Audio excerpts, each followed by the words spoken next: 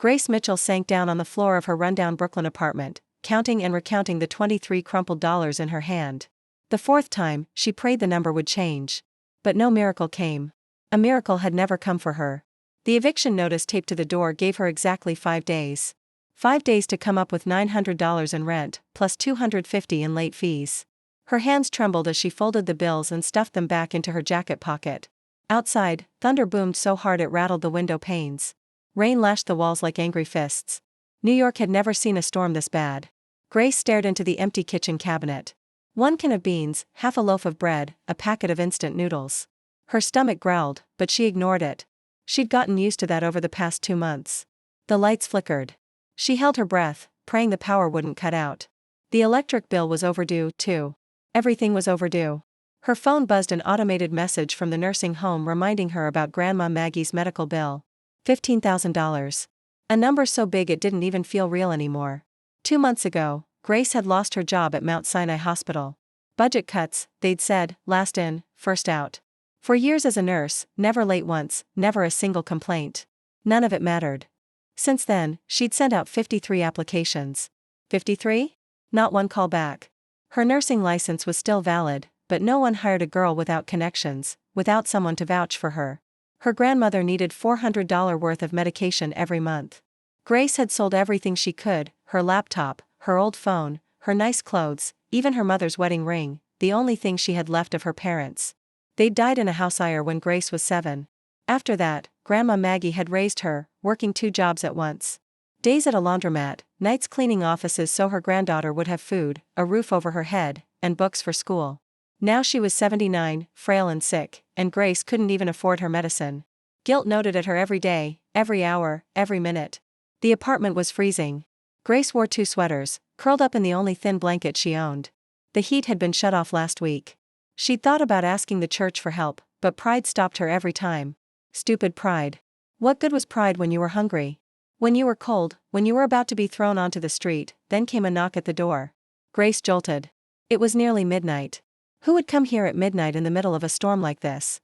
This neighborhood wasn't safe. Everyone knew that. She stood up slowly, her heart hammering. Through the peephole, she saw a tall man in an expensive black suit, soaked from head to toe. Water dripped from his dark hair. His face was sharp and cold. His eyes as keen as knives. But that wasn't what caught Grace's attention. In his arms was a little girl wrapped in a coat. Her face was flushed. Her lips pale, her eyes tightly shut. And on the man's sleeve, there was blood. Every rational cell in Grace's body screamed, danger. Stranger. Midnight. Storm. Blood. But she was a nurse. And that child needed help. She recognized it instantly. High fever. A seizure could happen at any moment. Grace's hand was on the lock before her brain could catch up. She opened the door and her life was never the same again. If this story touched your heart, please hit like to support it and share it with anyone who needs to hear it. Don't forget to subscribe so you won't miss the next moving story. Grace opened the door and a blast of cold wind hit her as if it meant to knock her down. The man standing there was almost a head taller than she was, broad-shouldered, built like a wall. But his eyes, those steel-sharp eyes, were filled with panic as he looked down at the child in his arms. Please. His voice was raw. She has a high fever. My car was ambushed 6 blocks from here. The driver's hurt.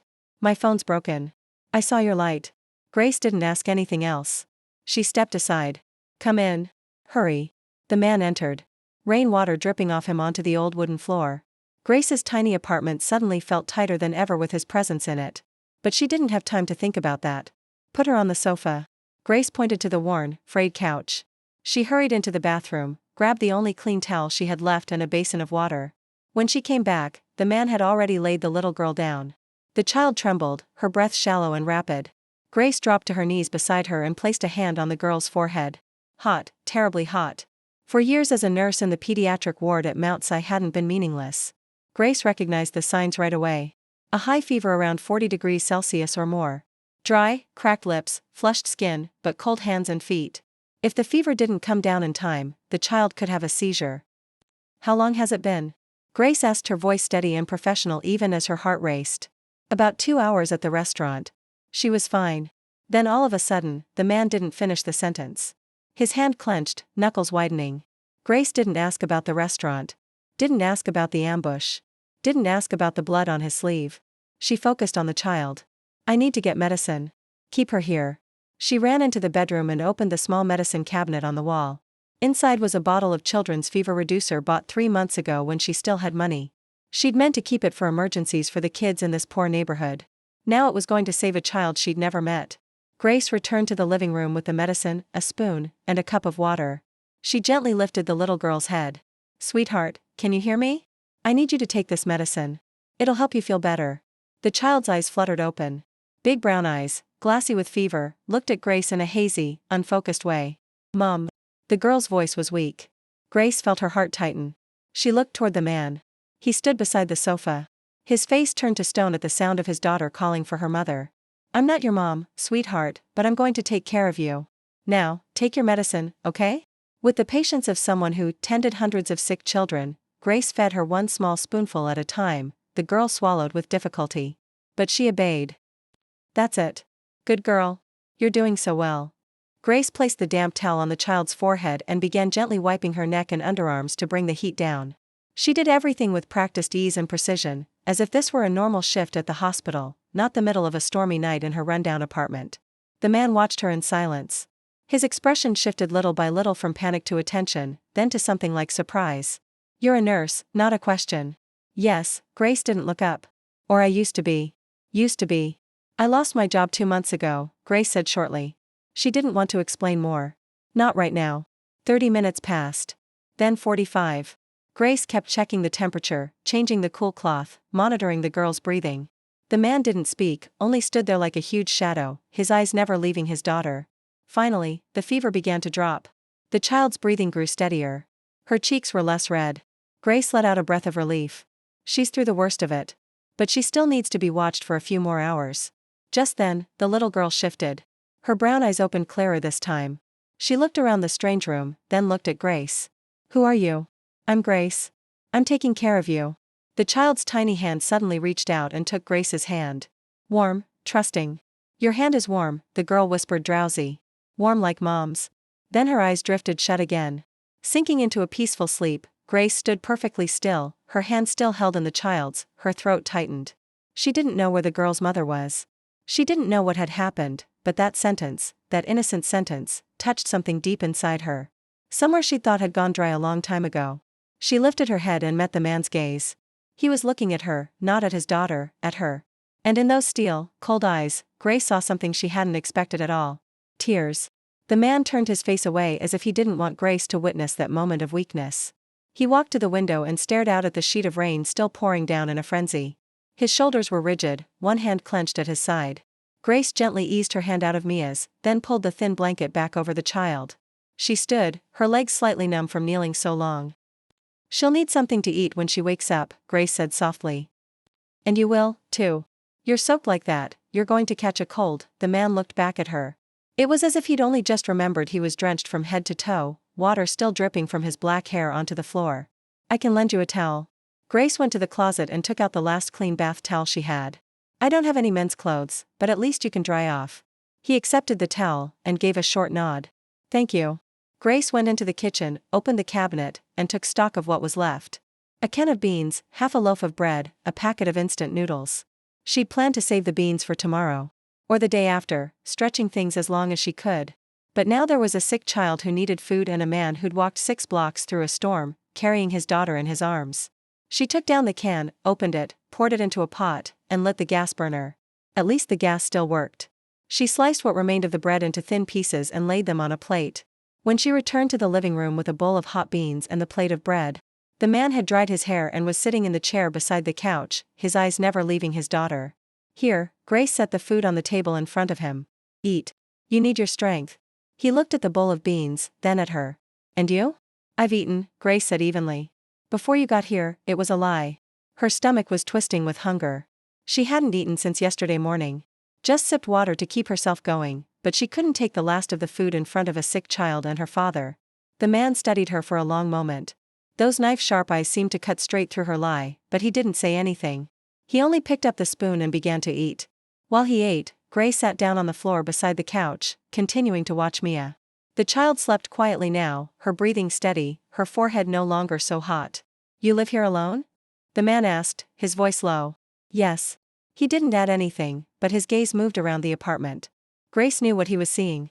The eviction notice taped to the door. The bare kitchen cabinet she'd forgotten to close. The dead heater, even though the cold bit through everything. The threadbare couch. The walls stained with damp and mold. The whole place with nothing in it worth more than $100. You have nothing, he said. Still not a question. Grace wasn't ashamed. She'd moved past the stage of being ashamed of poverty a long time ago. That's right. I have nothing. But what I do have, you can use. Something shifted in the man's eyes. The hard, icy stare softened, replaced by something Grace hadn't expected. Respect. Real respect. Why? He asked. You don't know who I am. You don't know what I do. You saw blood on my sleeve. Why did you still open the door? Grace looked at Mia at the tiny hand still clutching the corner of the blanket. Because she needed help. That's all. They sat in silence for a while. Outside, thunder still rumbled and the rain still fell. But this small apartment somehow felt a little warmer, even with the heater still dead. Her name is Mia, the man said abruptly. My daughter. Mia. Mia, Grace repeated, a faint smile touching her mouth. It's a beautiful name. And I'm Vincent. Grace. Grace Mitchell. Vincent nodded. Then he asked. You said you used to be a nurse. What happened? Grace let out a slow breath. Maybe it was because it was so late.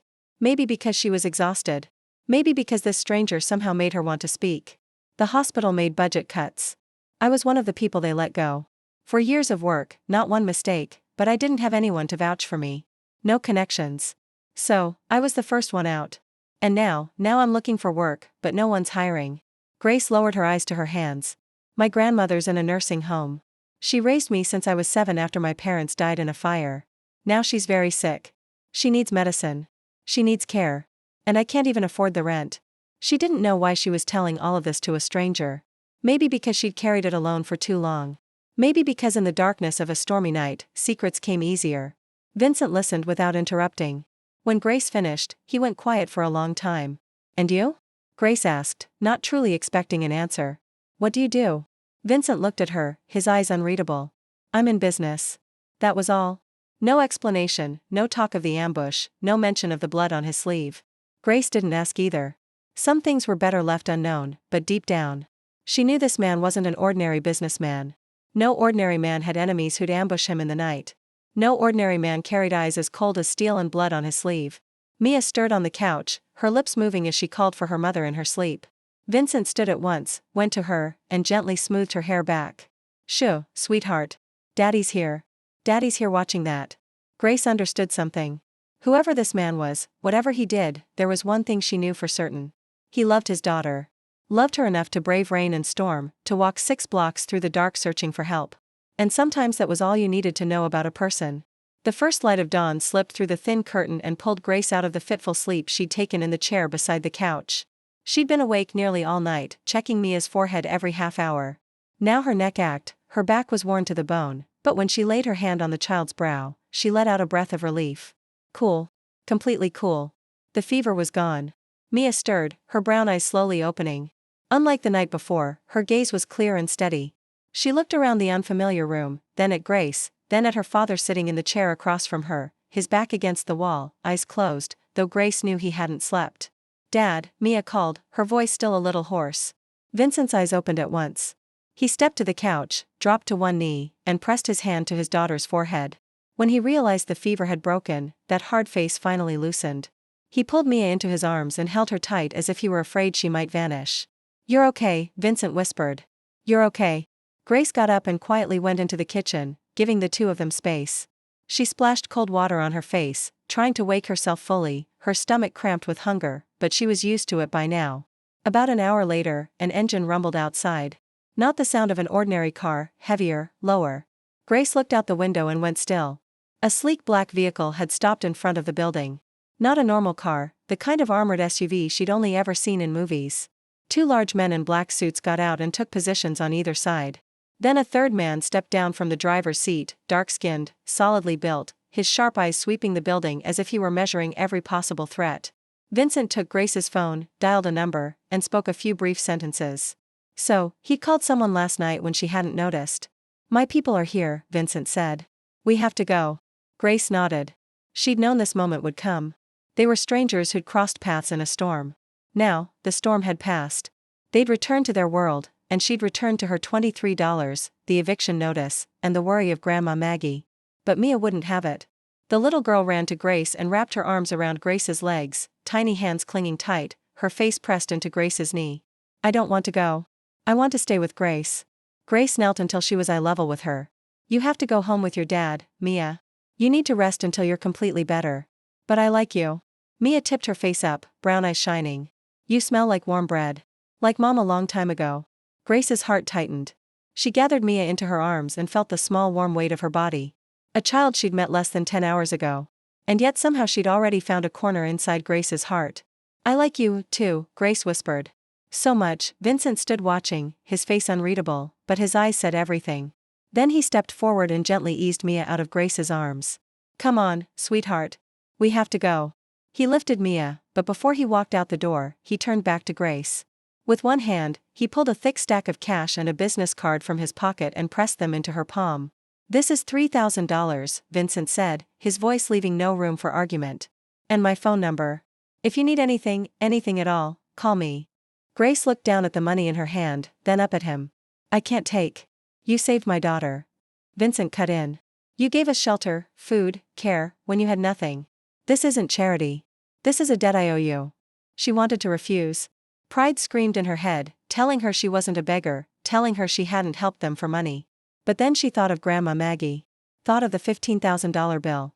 Thought of the $400 a month for medicine. Thought of the eviction notice on the door. She swallowed her pride and nodded. Thank you. Vincent didn't say anything else. He carried Mia out down the stairs. The dark-kinned man, the one Vincent called Marcus, opened the car door. Before she climbed inside, Mia turned back and waved. Goodbye, Grace. I'll miss you. Grace waved back, forcing a smile, even as her throat tightened. Then the door shut. The engine started. The armored vehicle rolled away, disappearing at the end of the street. Grace stood at the window, watching until there was nothing left to see, but puddles gathered from last night's storm. The apartment suddenly felt emptier than ever, quieter, colder. She looked down at the business card in her hand. No name, no title, no address, just a string of digits printed in black ink on white. Who was that man? And why did she have the feeling that what happened last night wasn't the last time they'd meet? That very morning, Grace went to see the landlord. He was a heavy-set man with a gray mustache and a look of contempt that never seemed to leave his face when he glanced at her. But when Grace set $900 in rent plus $250 in late fees on his desk, that look changed. He counted the money, gave a curt nod, and tore the eviction notice in front of her. Grace walked out of the building management office, feeling as if a 000 weight had been lifted off her chest. For the first time in 2 months, she didn't have to worry about being thrown out onto the street. She went straight to the pharmacy and bought a full month of Maggie's medicine, $400. Then she stopped at the grocery store and bought real food. Not instant noodles or canned beans, but chicken, green vegetables, fruit, milk, eggs, fresh bread, the kind of things she hadn't eaten in 2 months. As she packed everything into the refrigerator, she almost cried.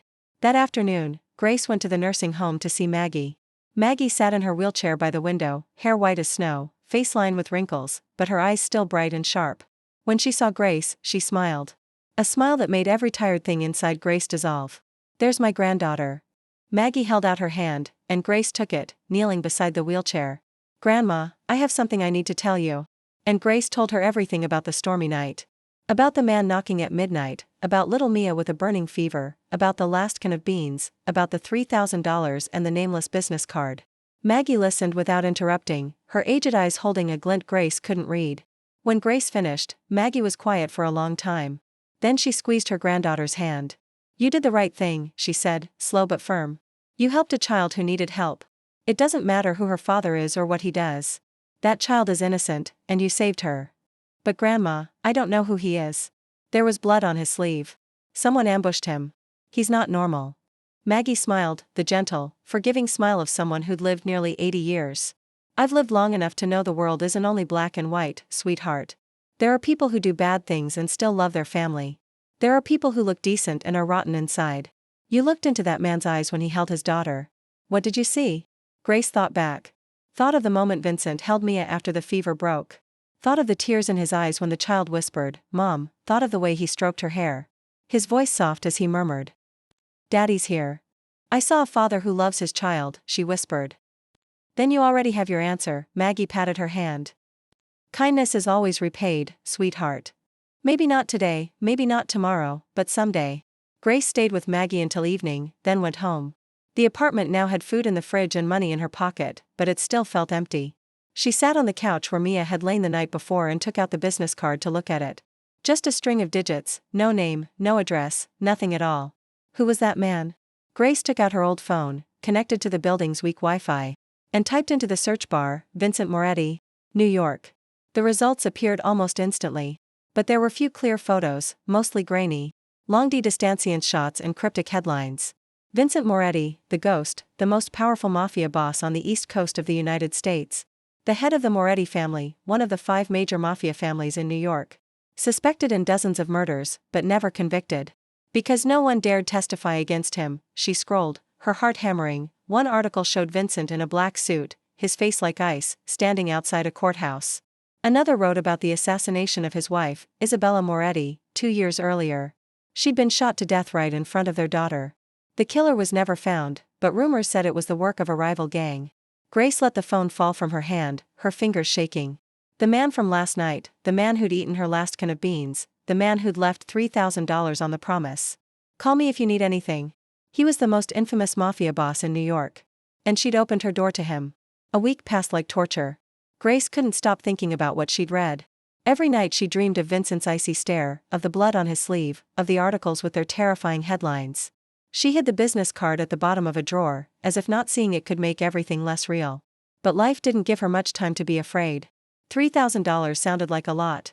But after paying the rent, buying Maggie's medicine, buying food, and covering part of the overdue utility bills, Grace had less than $500 left, and she still couldn't find a job. Every day she left home early, moving from one hospital to another, from one clinic to the next, from one nursing home to another health center. 53 applications became 67. Still not a single call back.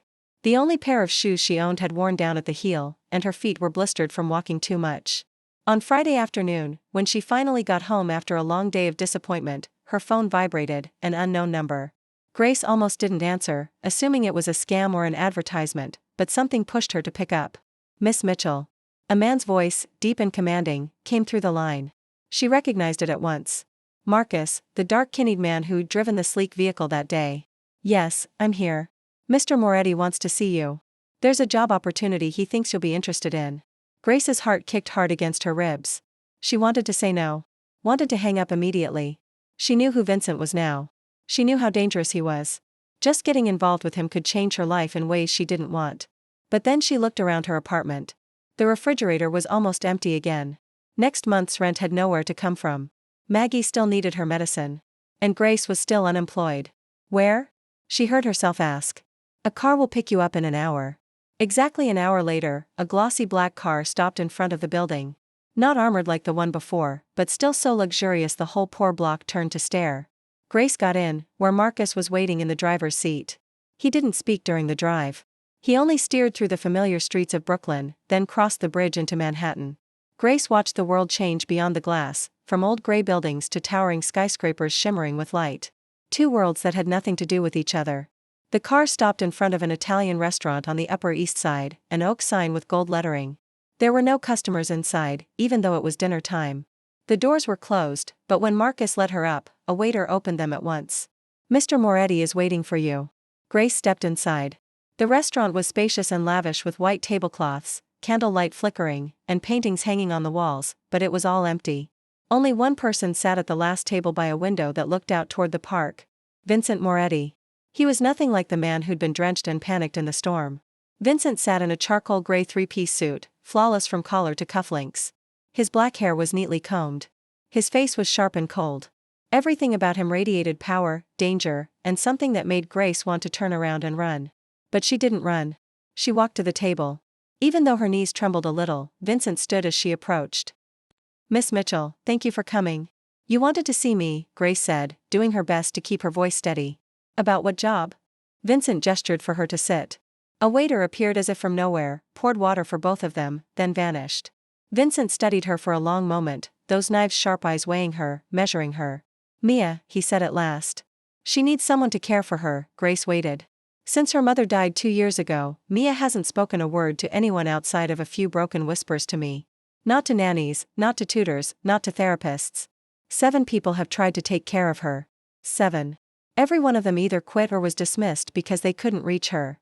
Vincent paused, and for the first time, Grace saw weariness in his eyes. But that night in your apartment, Mia talked. She held your hand. She said your hand was warm like her mother's. That was the first time she mentioned her mother without crying in 2 years. Grace didn't know what to say. I want you to take care of Mia, Vincent said plainly. Be her private caregiver. Live with us. Grace sat there unable to speak for several seconds.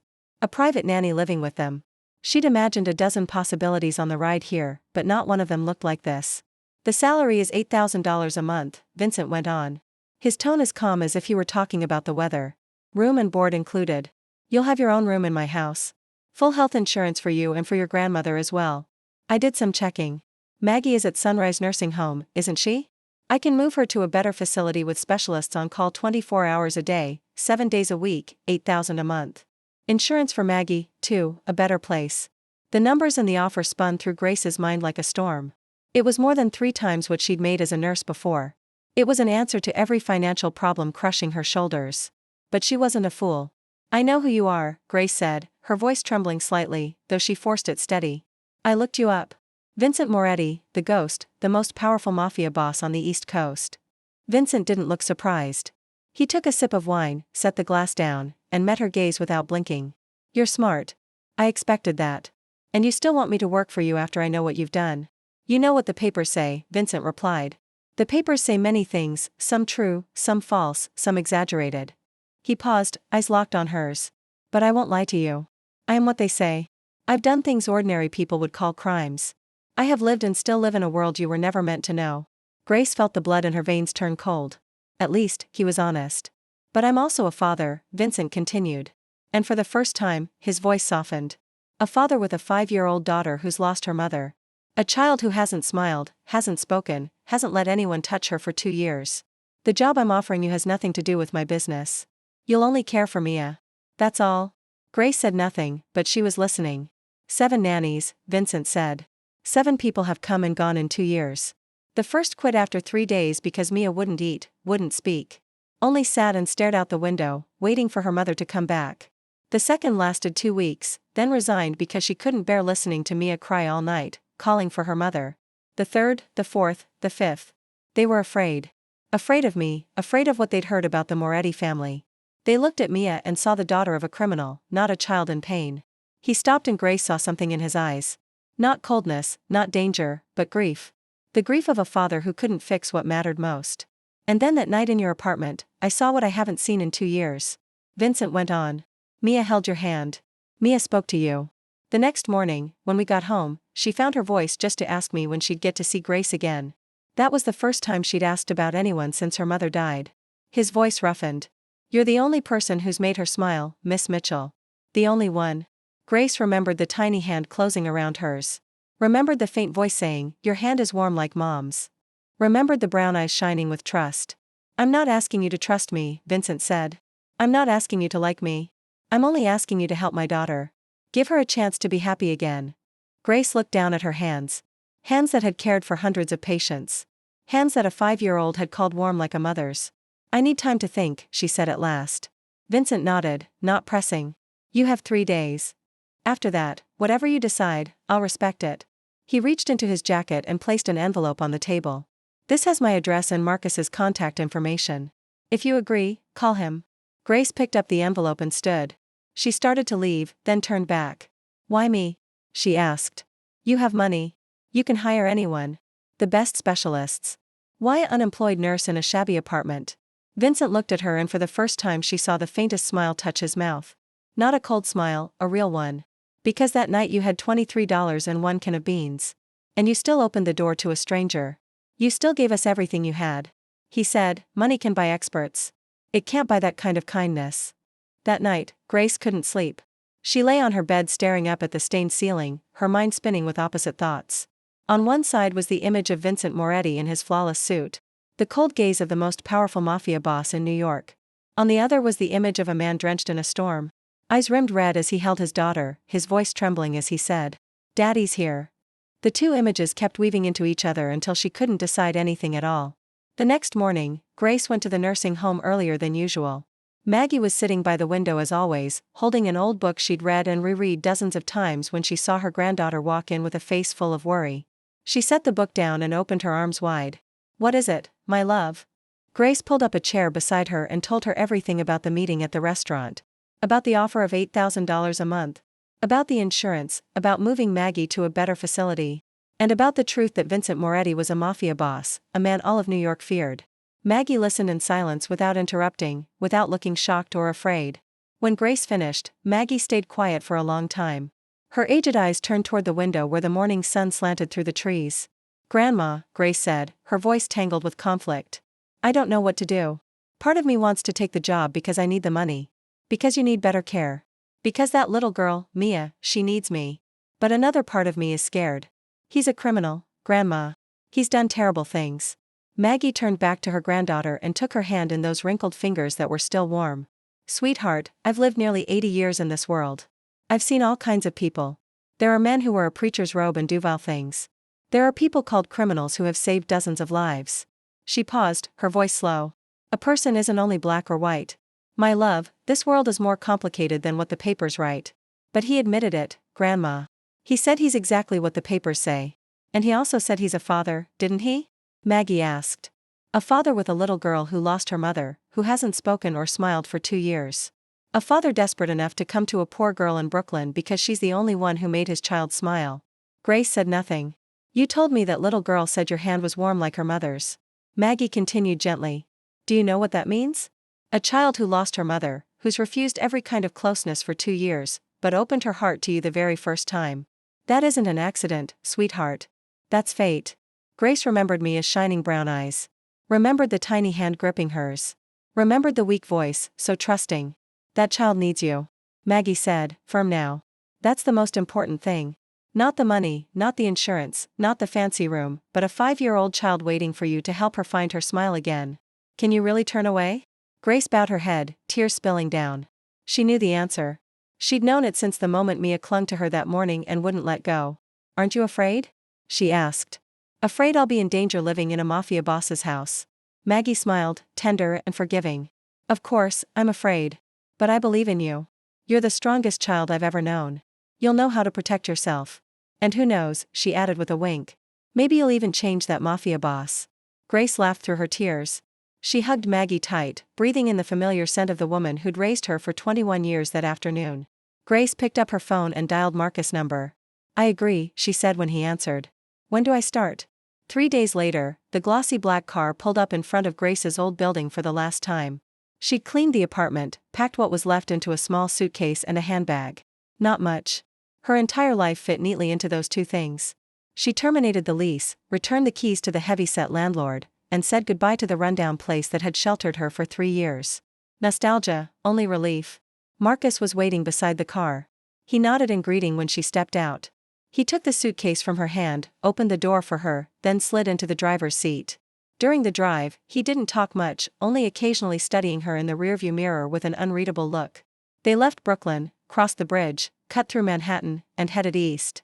The scenery changed little by little, from crowded, cramped neighborhoods to broader roads lined with lush green trees, from old gray buildings to grand estates hidden behind high fences and solid iron gates. After nearly an hour, the car stopped before an enormous black iron gate. Marcus pressed a button on the console and the gate began to swing open. They rolled down a white gravel drive that curved between rows of ancient oak trees. And then Grace saw it, the Moretti estate. She'd imagined many things, but nothing prepared her for this. A 3-story mansion rose like a castle with white stone columns, intricate wrought iron balconies, and dozens of tall windows catching the late afternoon sun. Around it stretched a vast garden with a sweep of green lawn, a marble fountain, and rose bushes in full bloom, lavish, radiant, and yet strangely cold. Grace noticed men in black suits positioned everywhere at the gate, at the corners of the grounds, on the second-floor balcony. Their eyes tracked the car as it passed, sharp and alert. Security cameras were mounted on every angle. Infrared lights, electronic fencing. This wasn't a home. It was a fortress. The car stopped at the front entrance. Marcus got out, opened the door for her, and led her inside. The main hall was the size of an auditorium with a soaring ceiling, a massive crystal chandelier, and twin staircases curving up to the second floor. Everything was marble, oak, and gold. Expensive, perfect, and empty. Before you start, Marcus stopped and turned to her, his expression serious. There are a few rules you need to remember. Grace nodded, waiting. You work for Mia, not for Mr. Moretti. Your job is to care for the child, nothing else, Marcus said slowly, as if he wanted her to understand every word. Don't ask what you shouldn't ask. Don't go where you're not allowed. The basement, Mr. Moretti's office in the East Wing and the guest house out back are off limits. If you see or hear something, you didn't see it and you didn't hear it. Understood? Understood? Grace said, her throat a little dry. Marcus led her up to the second floor along a long corridor lined with oil paintings and fresh flower arrangements. He stopped at an oak door and pushed it open. Your room. Grace stepped in and went still. The room was 3 times the size of her old apartment.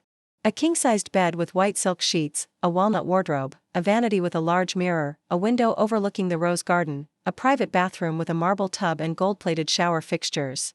This was her room for an unemployed nurse from Brooklyn.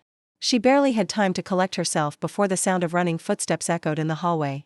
The door flew open and a small whirlwind burst into the room. Grace. Mia launched herself at her, tiny arms wrapping tight around Grace's waist.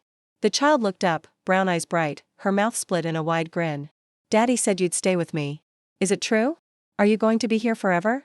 Grace knelt until she was at eye level. Looking into those shining eyes, that radiant smile, she felt her fear and worry start to dissolve. This was why she was here. Not the money, not the lavish room, but this child. This child who looked at her as if she were the whole world. I'm going to be here with you, Grace said, pulling Mia into her arms. I promise. And in that moment, her heart melted completely. 2 weeks passed like a dream Grace never saw coming. Each morning she woke in the vast room, watched sunlight spill through the curtains, and needed a few seconds to remember where she was. No more rundown apartment with damp, stained walls. No more mice skittering in the night. No more bone-cutting cold because the heat had been shut off. But what made her happiest wasn't the luxury of the room or the certainty of full meals. It was Mia's laughter.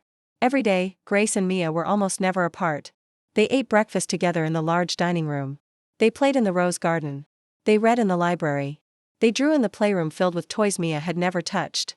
The little girl followed Grace like a shadow. Trailed her everywhere. Held her hand whenever they walked and stayed pressed close whenever she could. Vincent was often away, leaving early and coming home late. But Grace noticed how he would stop. At the threshold of the playroom, standing there to watch his daughter from a distance. He didn't step inside. He didn't speak. He only stood there watching Mia laugh with Grace. And in those steel-sharp eyes, there was something soft she couldn't name. On the 10th night, everything changed. Grace was asleep in her room when a scream of sobbing came from Mia's bedroom. She sprang up like a coil, ran down the hallway, and flung the door open. Mia was sitting upright in bed, drenched in sweat, both hands clutching her head, crying hard. Mia. Grace rushed to the bedside and gathered her into her arms. I'm here. I'm here. You're safe. Mia shook in her embrace, crying the way a child cries when she's held too much inside for too long. Grace held her tighter, rubbing her back, murmuring comfort. It took nearly 10 minutes before the cries faded into broken hiccups. I dreamed about Mom, Mia whispered, her voice rough. I dreamed she got shot. Grace's heart tightened. She knew Isabella Moretti had been assassinated 2 years ago, but she hadn't known Mia had seen it. I was there. Mia went on, eyes squeezed shut, tears still running. Mom was holding my hand, taking me to school. Then a car came. There was a loud bang. Mom fell down. There was so much blood. Mom told me to run, but I couldn't run. I was so scared. Grace felt tears spill down her own face. She held Mia tighter, as if she could shield her from every brutal memory. I don't want Daddy to get shot, too, Mia whispered. I don't want to lose Daddy like I lost Mom. I don't want to lose you either, Grace. I'm not going anywhere, Grace said, her voice thick. I'm here with you. I promise. She held Mia through the rest of the night, sitting on the bed, letting the child sleep in her arms. When dawn finally arrived, Grace looked down at the innocent face, sleeping peacefully. And she understood this child hadn't only lost her mother, she'd lost her childhood. She'd lost the feeling of safety. She'd lost the ability to trust anyone. And somehow she'd chosen to trust Grace. In the days that followed, Mia began to open up even more.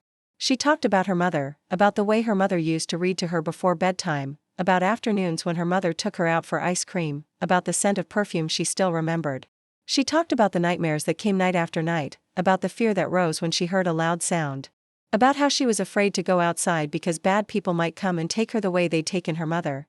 Grace listened to all of it without interrupting, without judgment.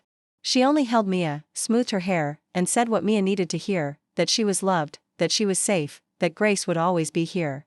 One afternoon, Mia sat drawing in the playroom. Grace sat beside her reading. When the child finished, she lifted the picture, eyes bright. "This is my family." Grace looked at the drawing. 3 figures holding hands, a tall man with dark hair, a little girl with 2 braids, and a blonde woman. "This is Daddy," Mia said, pointing to the first.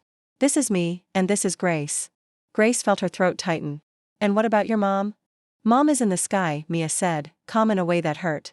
"She's watching me from up there, but she can't come back, so I have Grace instead." Grace didn't know what to say. She only pulled Mia into her arms, tears sliding down her cheeks. Neither of them noticed Vincent standing in the doorway. He'd been there for some time, watching his daughter draw, listening to her say, "My family." And when his gaze fell on the picture, on the 3 figures holding hands, on the blonde woman his daughter called family, those steel-cold eyes blurred. Vincent Moretti, the most powerful mafia boss in New York, stood in the shadows, and he cried. A week after the night, Mia drew that family picture. Grace had fully found her rhythm within the Moretti estate. She learned what time Mia liked to eat breakfast, what kind of books the child loved, which song helped her drift off to sleep. She also learned the forbidden zones in this house, the places Marcus had warned her never to go near. She followed every rule. She didn't ask what she shouldn't ask. She didn't look at what she shouldn't look until that night. Grace woke around midnight, thirsty. She went downstairs to the kitchen, moving through the pitch-dark hallway. But as she passed the east wing where Vincent's office was, she heard voices coming from a door left slightly ajar. Vincent's voice, but not the voice she knew. Not the gentle voice he used with Mia. Not the controlled, even tone he used with Grace. This was a voice like ice, sharp as a blade, stripped of feeling. "I'm giving you a chance, one chance only, to explain why you sold information about the Moretti family to Richie." Another man's voice, trembling, pleading. "Mr. Moretti, please. I have a family. I have small children. I have a child, too." Vincent's voice stayed cold.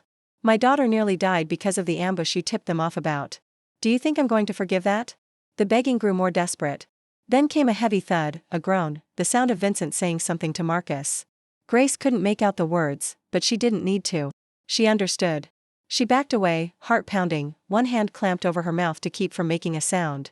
She ran to her room, locked the door, and curled up on the bed, shaking so hard she could barely breathe. This was Vincent Moretti. This was the real him. Not the man who'd stood crying over his daughter's drawing. Not the gentle father she'd begun to trust, but a mafia boss, the ghost, a killer. Grace wanted to run, to pack her things immediately, call a taxi, go back to Brooklyn, and forget all of it. She didn't belong in this world. She couldn't live in the house of a murderer. But then she thought of Mia, of those shining brown eyes. Of the tiny hand gripping hers each night, of the words, "Grace is my family." If she left, what would happen to that child, abandoned again, losing the one person she trusted all over again? Grace sat there, torn between fear and love, until the sky began to pale with morning. Then she heard footsteps in the hallway, the sound of Mia's door opening. Vincent's voice.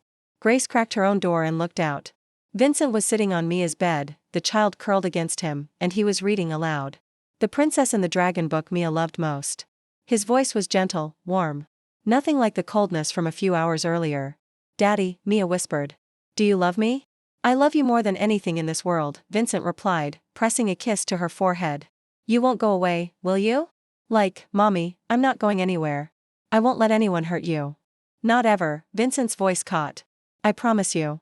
Grace stood there watching a man who just handled a traitor hold his daughter in his arms, lull her toward sleep with that deep warm voice, and she realized something. Vincent Moretti was 2 men. He was a devil to his enemies, to anyone who threatened his family. Cold, ruthless, without mercy.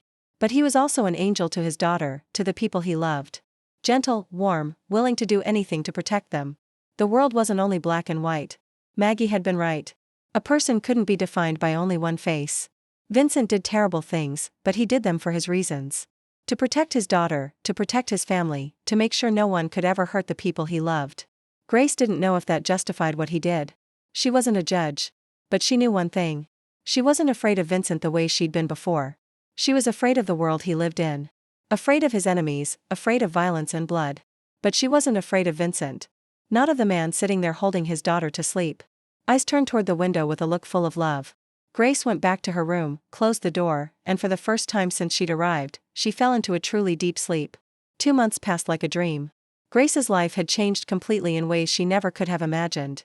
Each morning, she woke without worrying about rent, overdue bills, or where the next meal would come from.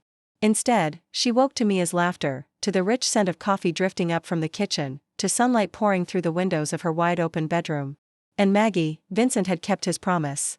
1 week after Grace officially started the job, Maggie was moved from the shabby Sunrise nursing home to a private medical facility on Long Island, only a 20-minute drive from the Moretti estate. There, she had a spacious private room with windows overlooking a flower garden. Specialists monitored her around the clock. Nurses were always on duty. Every modern piece of medical equipment was within reach. The first time Grace visited her in the new place, Maggie cried. Not from sadness, from happiness. "You don't owe anyone anything. Remember that," Maggie said, holding Grace's hand tight. "You deserve this. You and your kindness." Grace visited her twice a week, often bringing Mia along. Mia called Maggie Grandma. And spent hours listening to stories from long ago, watching them together, old and young, laughing and talking. Grace felt a warmth spread through her chest that she couldn't explain. But the biggest change wasn't the luxurious room or Maggie's medical care. It was dinner. Before, Vincent was rarely home, he left early and came back late, and Grace usually only caught glimpses of him in a hallway or on the stairs. But about a month earlier, things began to shift. Vincent started coming home sooner. He began appearing at the dinner table. He began sitting with Grace and Mia, eating family meals the chef prepared. At first, those dinners were stiff. Vincent sat quietly, occasionally asking Mia about school, about what she'd done that day. Grace sat across from him, not knowing what to say, feeling like an intruder in a private space that belonged to a father and his child. But then Mia changed everything. She started chattering about what she and Grace did together, about the pictures they drew, about the books they read, about the games they played in the garden. And little by little, Vincent began to ask Grace questions about her work, about Maggie, about her life before she came here. One evening, after Mia had gone upstairs to bed, Grace was sitting in the living room reading when Vincent walked in. He held 2 glasses of wine and offered one to her. "You don't have to sit alone," he said, taking the chair across from her. They sat there drinking in silence for a long time. Then Vincent began to talk about Isabella, about how they'd met when they were young, about their wedding, about the day Mia was born, about how Isabella had been the light of his life. The only person who could make him truly smile. "When she died," Vincent said, his voice low and full of pain, "I thought I would die with her. I wanted to die with her. I couldn't see any reason to keep living." Grace listened, not interrupting. "But then Mia looked at me," Vincent continued. "She looked at me with Isabella's eyes and asked, 'Daddy, is Mom coming back?' And I realized I couldn't die. I couldn't leave her alone. Mia needed me. So I kept living for her." Grace set her glass down. "I understand that feeling," she said softly. "When my parents died in the fire, I was 7. I don't remember much about that night. Just the flames and the screaming and the feeling of someone pulling me outside." She paused, swallowing hard. "Maggie saved me. She ran into a burning house to drag me out. She was badly burned and spent 3 months in the hospital, but she lived and she raised me." Vincent looked at her and something shifted in his gaze. Not the coldness she'd known at first, but empathy, understanding.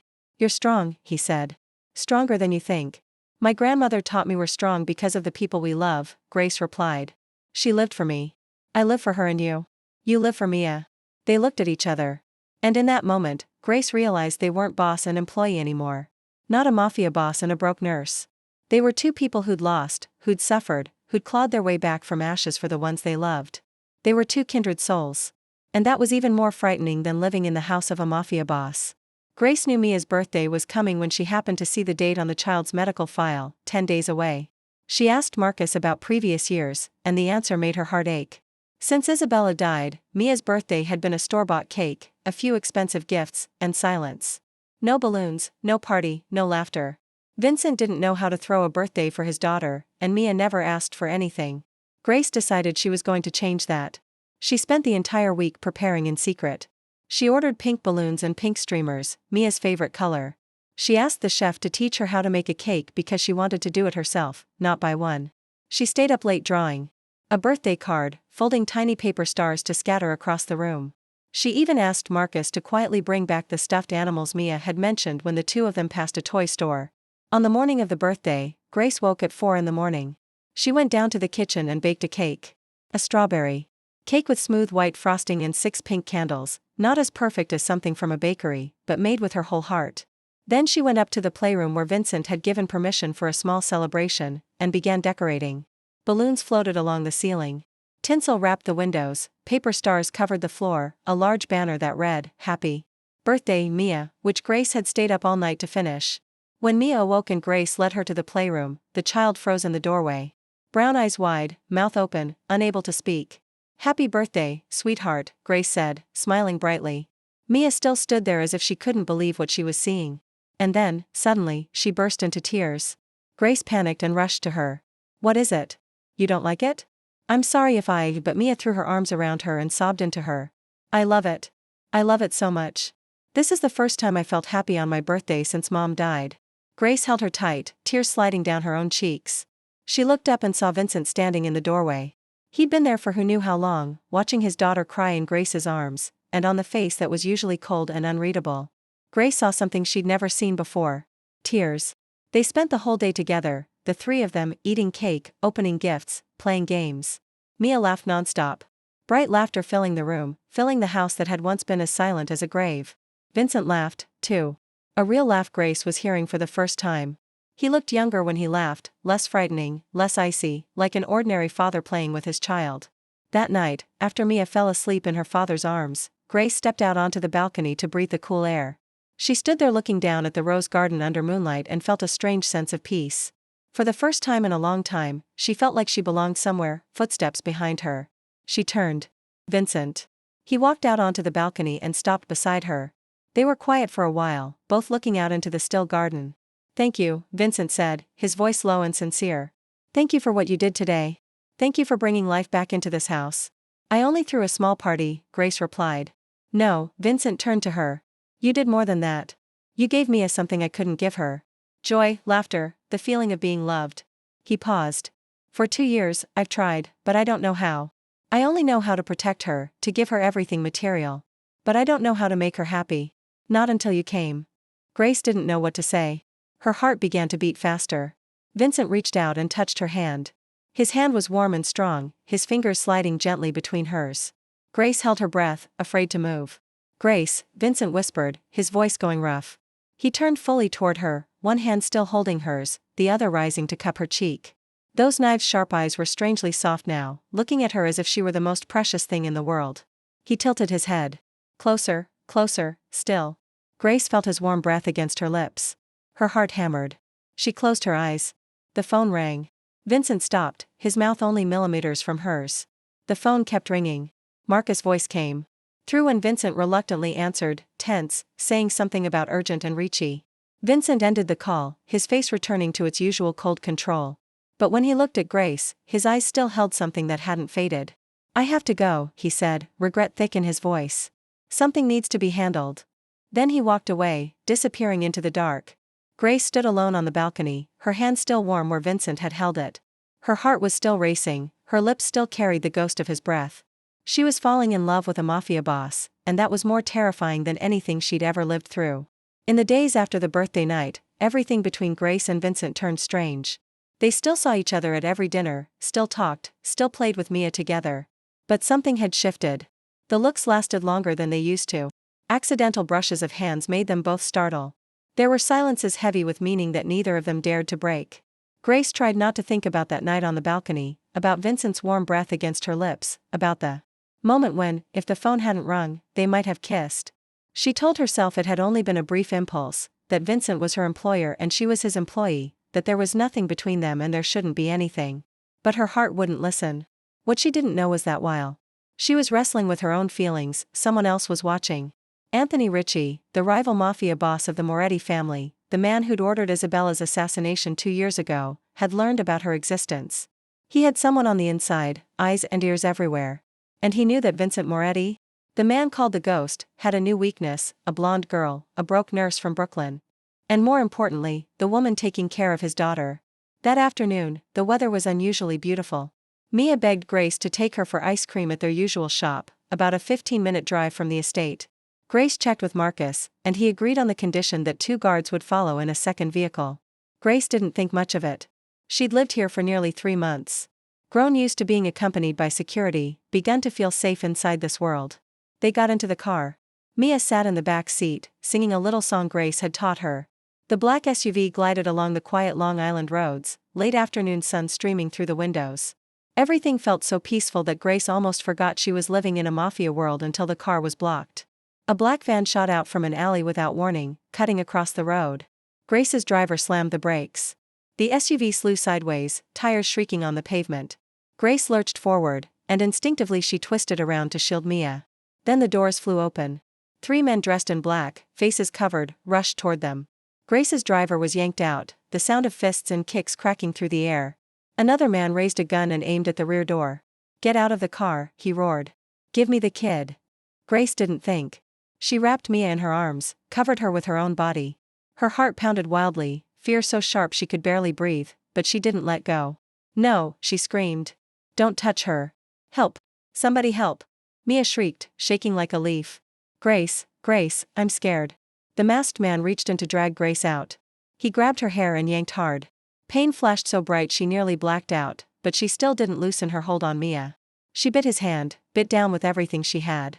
He jerked back, swearing. Then he raised the gun, aiming straight at her head. At that exact moment, a shot rang out, not from the masked man. From behind, the security vehicle had arrived. Marcus leapt out, gun in hand, and fired with deadly precision into the shoulder of the man threatening Grace. 2 other guards rushed in and took down the remaining attackers. Shouts, gunfire, and engine screaming. The black van sped away, leaving wounded men on the road.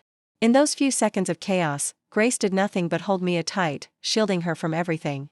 She didn't let go, even as her whole body shook so hard she could barely stay upright. When silence finally returned, Marcus ran to the SUV. "Are you all right? Is Mia all right?" Grace couldn't speak. She only nodded, tears streaming down her cheeks. Mia sobbed in her arms, the sound tearing at Grace's heart. "I'm scared. I'm so scared." Like when mom got the child couldn't finish, but Grace understood. The memory of the day Isabella was shot had come back alive and brutal. Grace held her tighter and kissed the top of her head. "I'm here. I'm here with you. No one's going to hurt you. I promise." But inside Grace, fear was spreading fast. This world wasn't safe, and she and Mia had become a target. Marcus drove them back to the estate immediately. The whole way, Grace held Mia in her arms and didn't let go for even a second.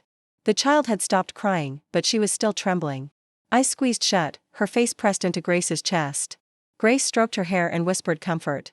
Even though she herself was still in shock, her hands still shook, her heart still hammered. And every time she closed her eyes, she saw the barrel of a gun pointed straight at her head. When the car stopped in front of the mansion, Vincent was already there. He stood on the front steps, rigid as stone. His face was cold as ice, his eyes sharp enough to cut the air. Grace had never seen him like this. Not his usual cool control. This was fury boiling underneath, ready to explode.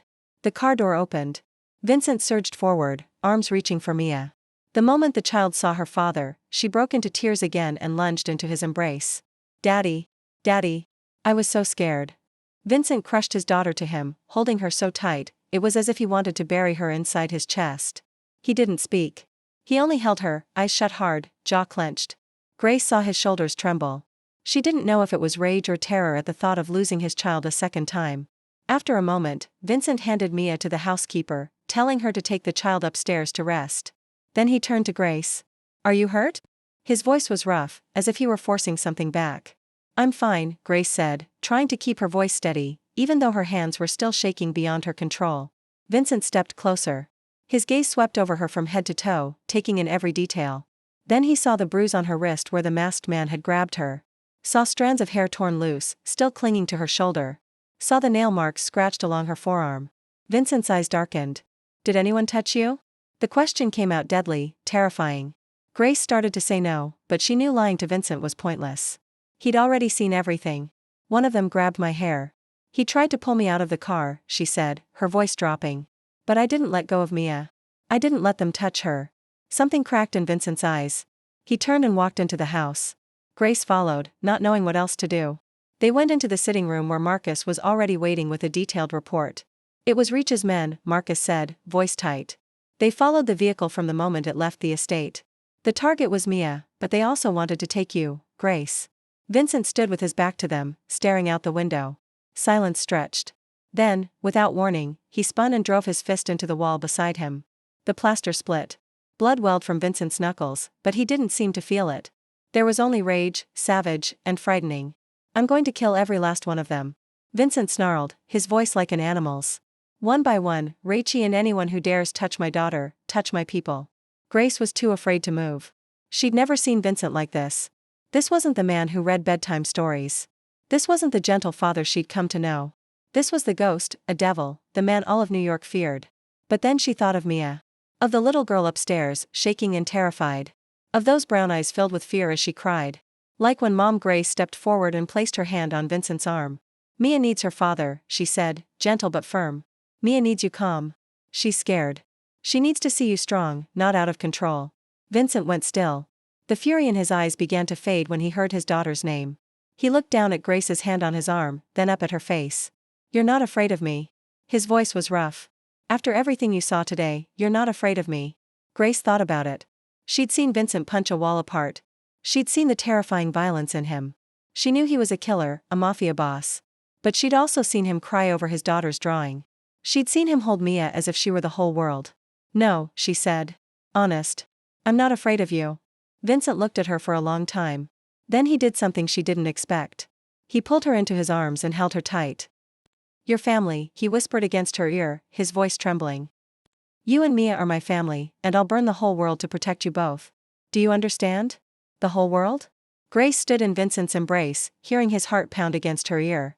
And she knew that no matter how dangerous this world was, she wasn't going to leave because this was her home, her family. In the days after the attack, Grace couldn't stop thinking about the moment Vincent held her in the sitting room. About the way his voice trembled when he said, your family. About how he looked at her as if she were something precious. Something that had to be protected at any cost. Every night she lay in bed staring at the ceiling, her heart racing whenever Vincent's face rose in her mind. She loved him. She couldn't deny it anymore. But who was he? Vincent Moretti, the ghost. A mafia boss. A man who'd punched a wall apart in fury. Who declared he would kill every one of them with eyes that held no mercy. The man she'd once heard handling a traitor in the dark, his voice cold as ice. How could she love someone like that? How could she dare to love someone like that? Grace needed to talk to someone. She needed advice, someone to tell her what to do. And the only person she trusted was Maggie. That afternoon, Grace went to the nursing home. This time, she went alone without bringing Mia. She needed privacy to say things she couldn't say in front of a child.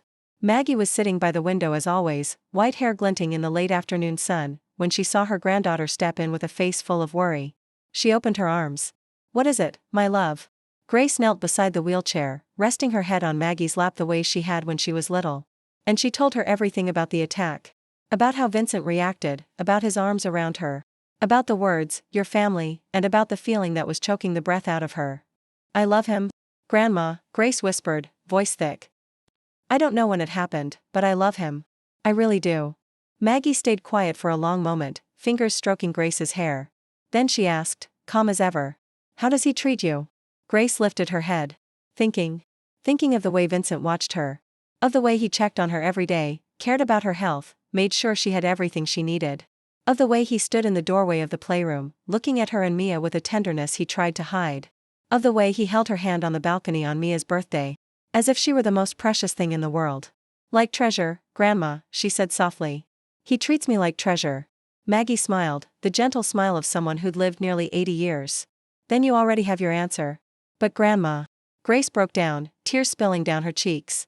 He's a criminal, a killer. He does terrible things. I can't love a man like that.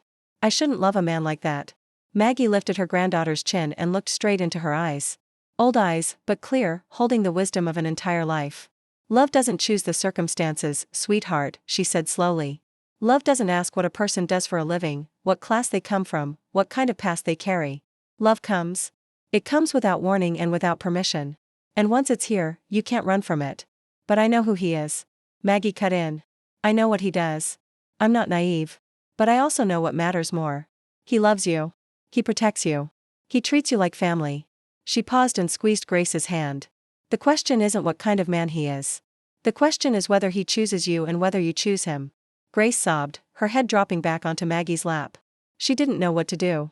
Her heart pulled one way, her mind another. She was torn between love and fear, between longing and morality. Maggie stroked her hair, voice gentle. Sweetheart, life is short. I've lived long enough to know that. Don't miss happiness because you're afraid. If he loves you, if you love him, hold on to it. Trust your heart. Grace sat there in Maggie's arms. And for the first time, she allowed herself to imagine a future. A future with Vincent, with Mia, with a family.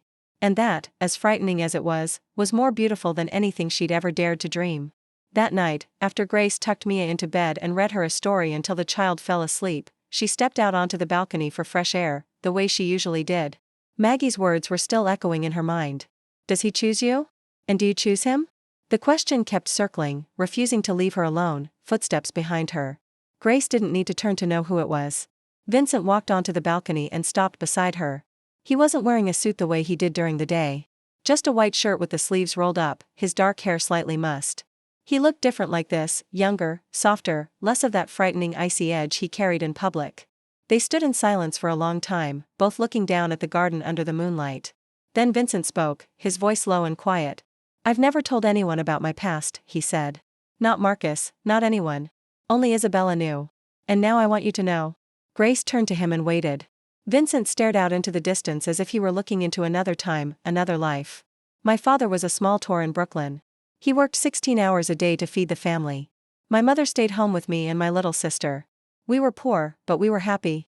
He paused, jaw tightening until I was 12. Grace stayed silent, feeling the pain in every word. My father couldn't pay the protection money to the local mafia. One night, they came to our house.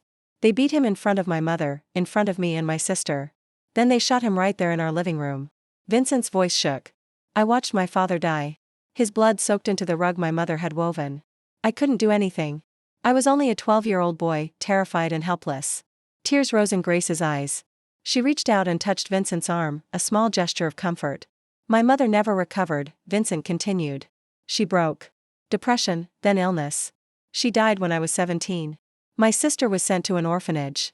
And me? He gave a bitter hollow laugh. I joined the Mafia. The very world that killed my father. Not the same crew. A rival. I joined to get revenge. And you got it? Grace asked softly. It took 10 years. Vincent nodded. 10 years to climb from the bottom to the top. 10 years doing the worst things a person can do. Killing, torture, threats. I became the monster I used to hate. He turned to Grace. Eyes full of pain. I'm not a good man, Grace. I've done things that can't be forgiven. There's blood on my hands, darkness in my soul. I don't deserve your kindness. Grace looked at him into eyes carrying so much guilt and hurt. She thought of what Maggie had said. How people weren't only black or white. How love didn't choose the circumstances. Then why are you telling me? She asked. Vincent stepped closer. Close enough that she could feel the warmth of him. Because I want you to know who I am. Who I truly am. Before I say what I need to say, Grace's heart raced. What? Vincent lifted his hand and brushed her cheek. His hand was warm and it trembled slightly as if he were afraid. The most powerful mafia boss in New York. Afraid in front of a broke nurse from Brooklyn. I love you, Grace, he said, voice rough. I don't know when it happened. Maybe that stormy night when you opened the door even though you had nothing. Maybe when you cooked your last can of beans for Mia and lied that you'd already eaten. Maybe when you held my daughter and promised to protect her. I don't know. I only know that now. I can't imagine a life without you. Tears slid down Grace's face. She didn't try to stop them. I don't deserve you. Vincent went on. I know that. But with you, I want to be better. I want to change. I want to become a man you can be proud to stand beside. He paused, eyes searching hers. You don't have to feel the same. I just need you to know. Grace looked at the man in front of her, at the hurt and hope in his eyes, at the hand trembling against her cheek. And she knew that whatever her mind might say, her heart had made its choice a long time ago. I love you too, she whispered. I tried not to. I tried telling myself this was wrong. But I can't. I love you, Vincent. All of you. Your dark past. Your dangerous present. Everything. Vincent stared at her as if he couldn't believe what he'd heard. Then he lowered his head slowly, giving her time to refuse if she wanted to. She didn't refuse. Their lips met. Gentle, warm, full of promise. It wasn't the kiss of burning passion. It was the kiss of two souls finding each other after so much loss and pain. The kiss of real love. When they parted, Vincent rested his forehead against hers, eyes closed. I'll protect you, he whispered. At any cost. You and Mia, you're everything to me. Grace smiled, tears still on her cheeks. I know. And in that quiet night under a bright moon, two people from two different worlds finally belonged to each other. They didn't know what the future would bring. They didn't know what storms were waiting, but they would face them together because they were family. In the days after the night, they confessed their feelings. Grace felt as if she were living inside a dream. Vincent was still busy with his work.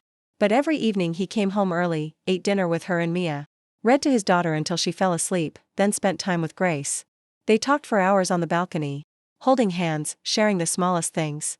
Grace had never been this happy, but happiness in the Mafia world never lasted. That morning, Grace was playing with Mia in the playroom when Vincent's phone rang. She didn't pay attention, kept helping Mia fit the puzzle pieces together. But a few minutes later, heavy footsteps sounded in the hallway. The door flew open. Vincent stood there, face drained of color, eyes full of fear and fury. "Grace, come out now." Grace's heart clenched at the sound of his voice. She told Mia to keep playing, then stepped into the hallway. Vincent seized her hand and led her into the office where Marcus was already waiting, his expression tight. "What is it?" Grace asked, her voice trembling.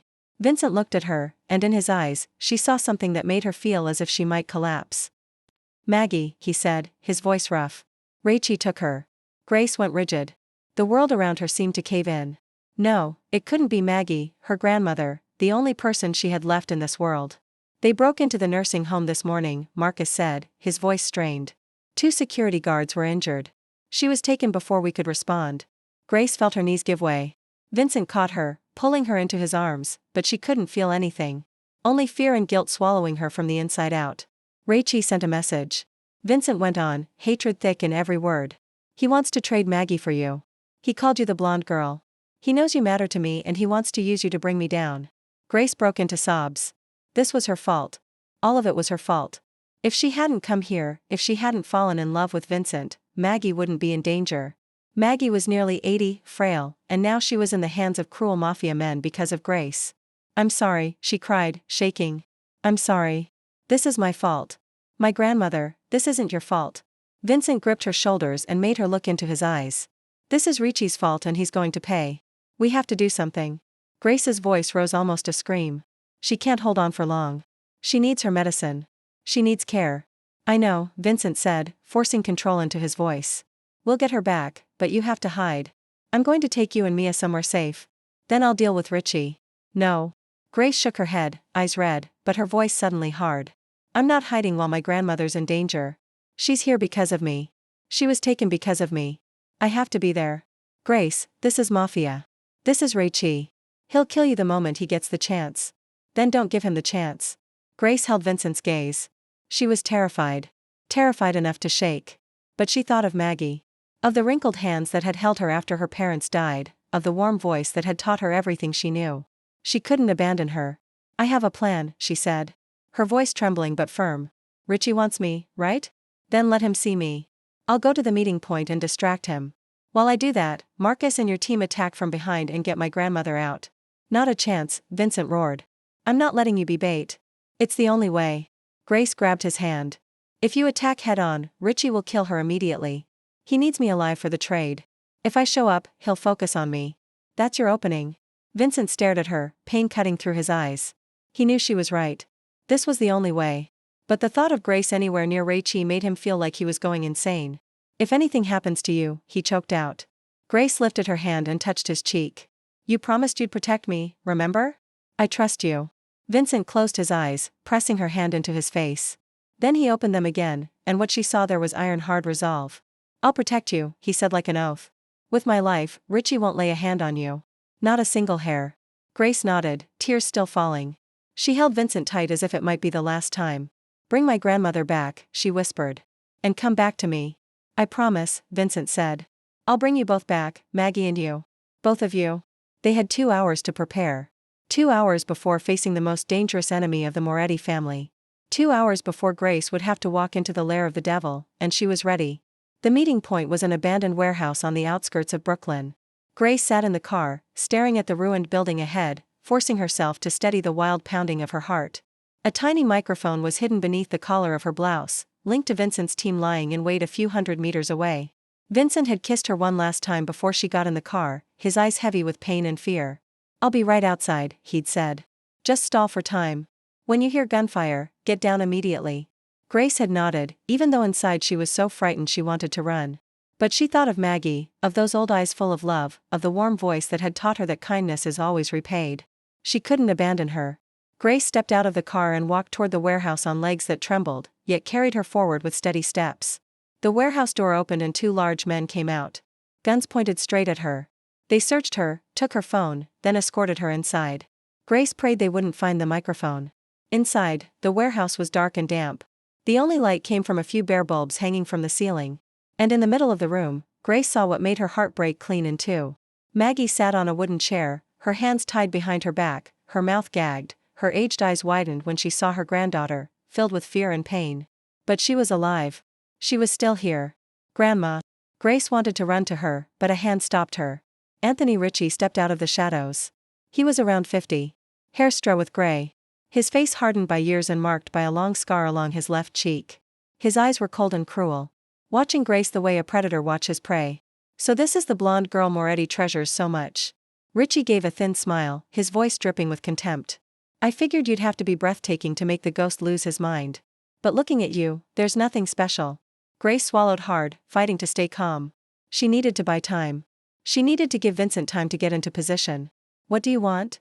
She asked, her voice trembling slightly, but held under control. What do I want? Ritchie laughed loudly. I want to destroy Moretti. I want to take everything he has. The way he took everything from me.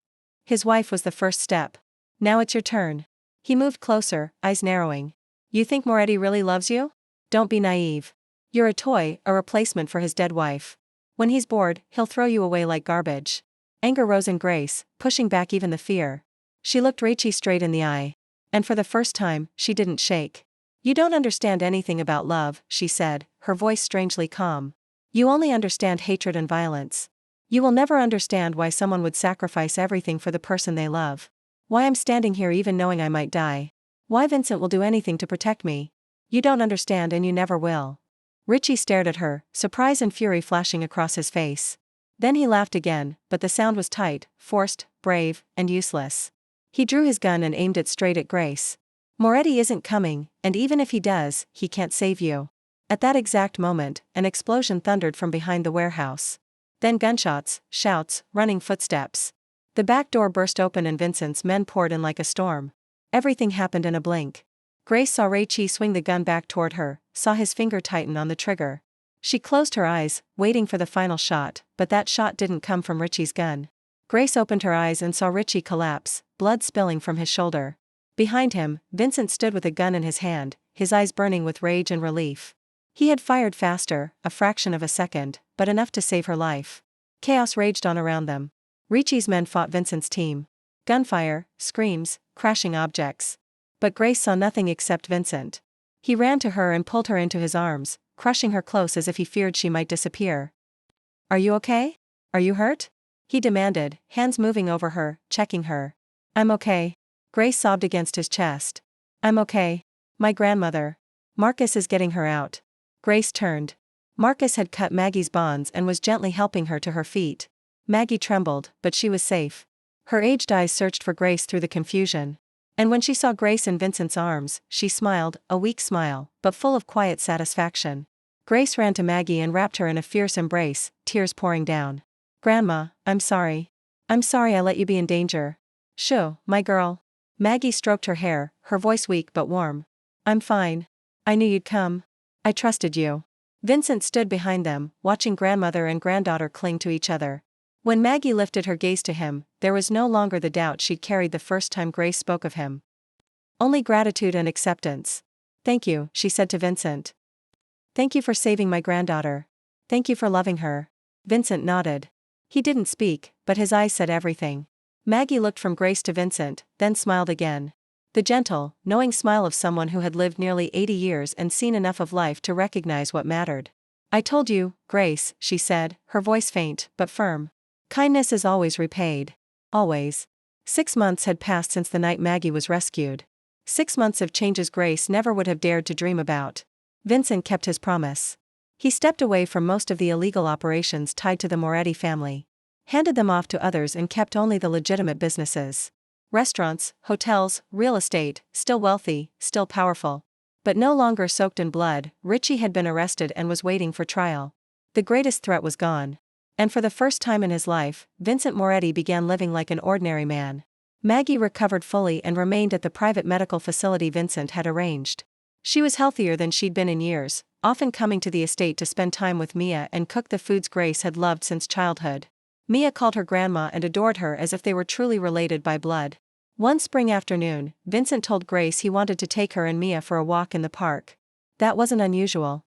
They did it on weekends all the time. But today, something felt different. Vincent wore a white shirt instead of his usual black suit. Mia wore her prettiest pink dress and kept giggling the entire ride.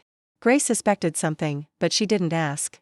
They arrived at a small lake in the park, a place Vincent said he and Isabella used to bring Mia to play. The late afternoon sun scattered diamonds across the water, and cherry blossoms bloomed along both banks. It looked like a painting. Mia ran ahead of Grace, hands hidden behind her back, eyes shining. "Grace, I have something for you." She held out her hands. Resting on her tiny palm was a red velvet box. Grace stared at the box, then at Mia, then at Vincent. Her heart began to race. "Mia, this is open it," Mia urged, grinning. Grace opened the box with shaking hands. Inside was a diamond ring, simple, but sparkling under the afternoon sun. "Grace," Mia said, her voice serious in a way only a child can manage. "Do you want to be my mom?" Tears surged into Grace's eyes. She dropped to her knees, wrapped Mia in her arms, and cried so hard she couldn't speak. Then Vincent stepped forward. He went down on one knee beside his daughter and looked up at Grace with eyes full of love. "Nearly a year ago, you opened the door to me in a storm," Vincent said, his voice low and trembling. "You didn't know who I was. You didn't know how dangerous I could be. You only knew a child needed help. And you opened the door." He paused, swallowing hard. "That night, you saved Mia. But you saved me, too. You brought light back into my life, into this cold house, into a heart I thought was already dead. You gave me a reason to live, to change, to become better." Grace sobbed, unable to answer. "Now I want to open the door of my life to you," Vincent continued. "I want you to walk in and stay forever. To be my wife, to be Mia's mother, to be our family." He took her hand, eyes shining. "Grace Mitchell, will you marry me?" Grace looked at the man before her. At eyes that had once been ice, now filled with warmth. At hands that had once been stained with blood, now trembling as they held hers. At a man who had once been a devil, now kneeling before her with his heart laid bare. "Yes," she whispered. "Yes, yes, a million times, yes." Vincent slid the ring onto her finger, then rose and pulled her into a tight embrace. Mia jumped between them and hugged them both, beaming, "I have a mom. I have a mom." The wedding took place a month later in the rose garden of the estate. Not large, not flashy, only the people closest to them. Marcus stood as best man. Mia was the flower girl, beautiful in a little white dress, scattering rose petals along the aisle. And Maggie sat in the first row, tears streaming down her wrinkled cheeks, her smile radiant. When Grace spoke her vows, she looked at Vincent and spoke from the deepest place in her heart. "Nearly a year ago, I was sitting on the floor of a shabby apartment, counting $23 and thinking my life was over. Then there was a knock at the door. I opened it because a child needed help. I didn't know that behind that door was my entire life." She paused, tears falling. "You, Mia, the family I'd always longed for, the happiness I never dared to dream of." She squeezed Vincent's hand. "Thank you for knocking on my door in the storm. Thank you for choosing me. Thank you for giving me a new life." Vincent kissed her and applause rose across the garden. Watching them, Maggie smiled and whispered to herself, "Kindness is always repaid. I told you so." Grace and Vincent's story is proof of something simple yet deeply true. Kindness is never wasted. One small act, one door opened on a stormy night can change an entire life.